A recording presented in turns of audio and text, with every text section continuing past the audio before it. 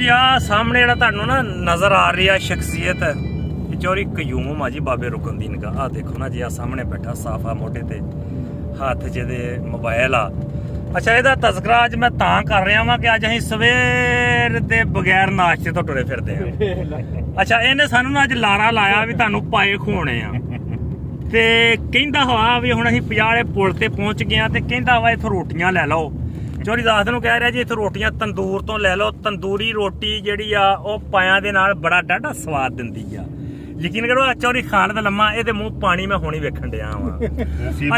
ਅੱਛਾ ਦੂਸਰੀ ਗੱਲ ਇਹ ਹੈਗੀ ਆ ਬਈ ਅਸੀਂ ਤਾਂ ਜਿਹੜਾ ਤਰਲਾ ਇਹ ਮਾਰਿਆ ਵੀ ਇਹ ਨਾ ਹੋਵੇ ਰੋਟੀਆਂ ਮੁੜ ਕੇ ਬੱਕਰੀਆਂ ਨੂੰ ਪਾਉਣੀਆਂ ਪੈਣ।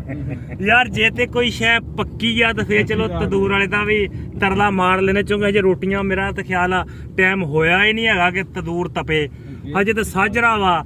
ਤੇ ਵੇਖੋ ਬਈ ਸਾਨੂੰ ਇਹ ਪਾਏ ਮਿਲਦੇ ਜਾਂ ਨਹੀਂ ਮਿਲਦੇ, ਔਰ ਤਕਰੀਬਨ ਮੇਰਾ ਸਾਲ ਕ ਹੋ ਗਿਆ ਵਾ।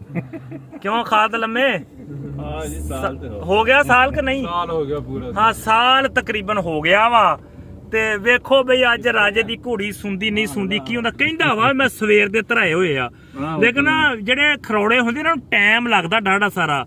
ਵੇਖਦੇ ਆ ਵੀ ਚਲੋ ਅਗਰ ਤਾਂ ਸਾਨੂੰ ਮਿਲ ਗਿਆ, ਉਹ ਮੇਰੇ ਦੇਸ਼ ਦੇ ਵਾਸੀਓ ਫਿਰ ਤੁਹਾਨੂੰ ਵੀ ਦੱਸਾਂਗੇ। ਜੇ ਅਸੀਂ ਉਦਾਂ ਰਹਿ ਗਏ ਚਲੋ ਫੇਰ ਵੀ ਨਸੀਬਾਂ ਦੀ ਗੱਲ ਆ। ਤੇ ਇਹ ਲੋ ਜੀ ਅਸੀਂ ਆ ਗਏ ਆ ਭਾਈ, ਆ ਰੋਟੀਆਂ ਲੱਗੀਆਂ ਲੈਣ। ਆ ਤੰਦੂਰ ਤੇ ਆ ਗਏ ਆ ਸਾਹਮਣੇ ਭਾਈ ਜੀ, ਤੰਦੂਰ ਗੈਸ ਵਾਲਾ ਪਿਆ ਚੱਲਦਾ।